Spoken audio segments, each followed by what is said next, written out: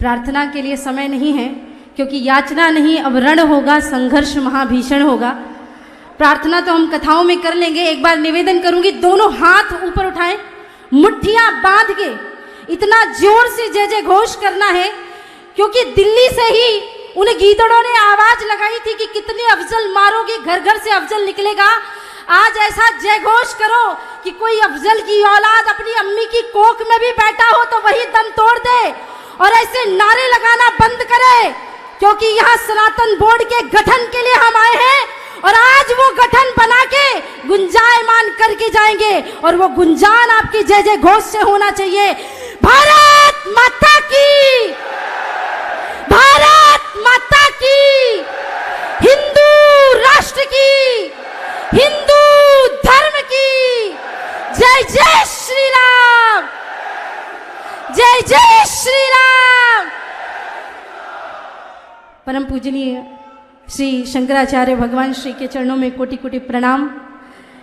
इस आयोजन के कर्ता धर्ता और श्री हनुमान स्वरूप सनातन धर्म की ध्वजा को विश्व भर में फहराने वाले परम पूजनीय देवकी नंदन ठाकुर जी महाराज श्री, मेरे बड़े भाई के चरणों में प्रणाम।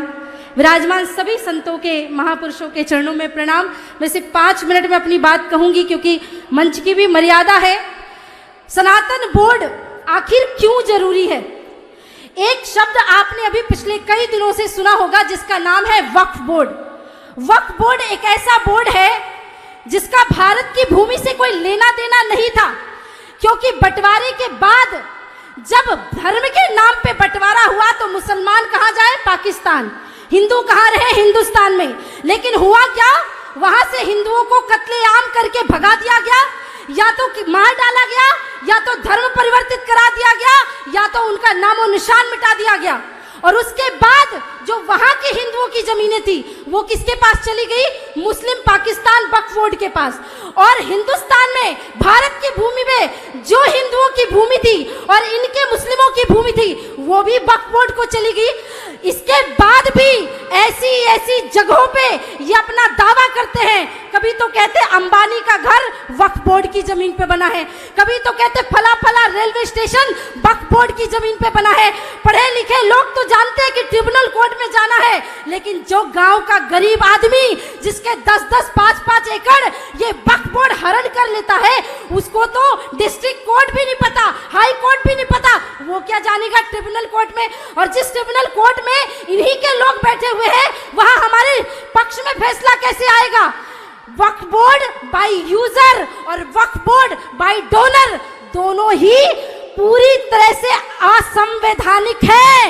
इस धरती से मैं मांग करती हूं, आज से 13 वर्ष की उम्र में मैंने एक कविता बोली थी, कश्मीर तो होगा पाकिस्तान नहीं होगा। आज उसी को मॉडिफाइड करके पूज्य महाराज श्री की आवाज से आवाज मिला के एक लाइन कहती हूं कि आज संतों का ये आवाहन है कि हिंदुओं की छाती पर बैठकर अब हिंदुओं पर अत्याचार नहीं होगा। सनातन बोर्ड तो होगा, पर वक्फ बोर्ड का नामो निशान नहीं होगा। आखिरी में 2 लाइन की एक कहानी सुना रही हूं, कान खोल के सुन लो। एक जंगल में आग लग गई। जंगल में आग लगी तो जंगल के जानवर वहां से भागने लगे। सारे जंगल छोड़ के जा रहे थे। एक टिटहरी रोने लगी, अपनी चोंच से जल लेकर जंगल में डालती, फिर झरने में जाती, फिर चोंच से जल लेकर डालती। कौओं का एक झुंड उड़ के जा रहा था और कहने लगा, अरे टिटहरी, तेरी जरा सी चोंच के जल से जंगल की आग नहीं बुझने वाली।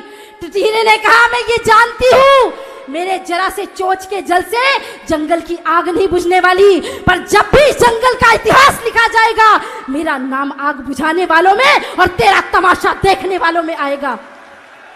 जब परम पूजनीय देवकी नंदन ठाकुर जी महाराज श्री ने अमेरिका में रह करके दिन रात जाग करके सनातन बोर्ड के गठन के लिए, धर्म संसद के आयोजन के लिए जगह जगह गुंजान किया था, तो उनको भी लोग कहते थे, अरे महाराज जी क्या समय वेस्ट करते हो, आपके इतने लाखों करोड़ों फॉलोवर है, आप तो राधे राधे गाओ, कथा सुनाओ। और आपके बोलने से सनातन बोर्ड थोड़ी गठित होगा, एक व्यक्ति के करने से। अगर पूज्य महाराज श्री ने भी सोच लिया होता कि मैं भी अपने यजमानों के यहाँ मजे कर रहा हूँ, क्या लेना देना मुझे, ये बात तो वही बात हो गई ना महाराज कि उनका जो नाम है वो इतिहास में आग बुझाने वालों में दर्ज होगा, और वो आज उसके आप हमें गलत पढ़ाया। शांति का भाषण देते थे, नहीं।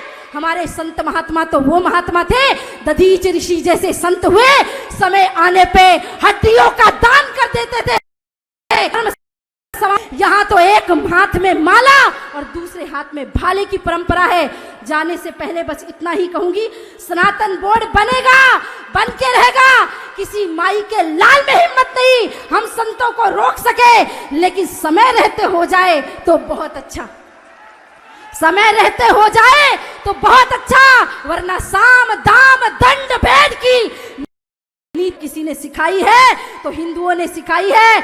अभी हम माला लेके जयघोष कर रहे हैं, अगर भाला लेकर के दिल्ली की सड़क तो ये संत कोई पीछे नहीं हटेंगे।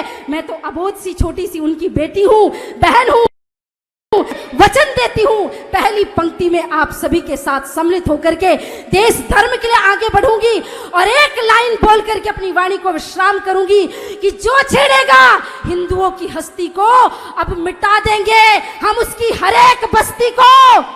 किसी ने कहा आपको मुसलमानों से नफरत है क्या, ईसाइयों से नफरत? मैंने कहा नहीं, जिन्होंने सनातन बोर्ड का आह्वान किया वो देवकी नंदन जी तो खुद रहीम रसखान के दोहे गाते हैं, गुलाब सखी को प्रणाम करते हैं। हमको मुसलमानों से नफरत नहीं है, लेकिन हमको औरंग बाबर अफजल की औलादों से नफरत है। इसलिए इस मंच से आह्वान है कि जो छेड़ेगा हिंदुओं की हस्ती को मिटा देंगे हम उसकी हर एक बस्ती को। रहना है तो रहीम रसखान बन के रहना, औरंगजेब बाबर बने तो खाक में मिला देंगे तुम्हारी हर एक हस्ती को। एक बार पुनः विश्राम से पहले दोनों हाथ ऊपर उठा के मुट्ठी बांध के जोर से जय जय घोष करें और एक और वचन देकर जाइए हिंदुओं। 1-1 लाख के फोन खरीद सकते हो ना, मेरी माताएं बहनें 2-2 लाख के लहंगे खरीदती अपनी शादियों में, खूब खरीदना, लेकिन 1-1 हजार रुपए की तलवार भी खरीद के घर में जरूर रख लेना। उड़ाइए दोनों हाथ। भारत माता की, भारत माता की जय जय श्री राम, जय जय श्री राम। एक और बात मैं आज इस मंच में अगर नहीं कह पाई तो शायद कहीं और नहीं कह पाऊंगी। परम पूजनीय महाराज श्री, आप बहुत अच्छे कथावाचक हैं, हम खुद भी कथा करते हैं और एक बड़ा सुंदर आपसे प्रेम भाव भी है मेरा। आप मेरे बड़े भाई हैं, गुरु तुल्य हैं, सब कुछ है, पर आपने आज कथावाचकों का सिरमौर सिर मुकुट सबसे ऊपर कर दिया सनातन धर्म के लिए। मैंने ऐसे बहुत से कथावाचक, क्षमा करिएगा, पूज्य शंकराचार्य भगवान बैठे पर क्षमा करिएगा हाथ जोड़ के, नहीं, सब लोग यही कहते हैं हमेशा से कि क्या लेना देना हमें धर्म से, लेकिन पहली बार कोई संत कथावाचक यहाँ से खड़े हुए हैं। मैं साष्टांग आपको प्रणाम करती हूँ और बहुत धन्यवाद करती हूँ। जय श्री राम।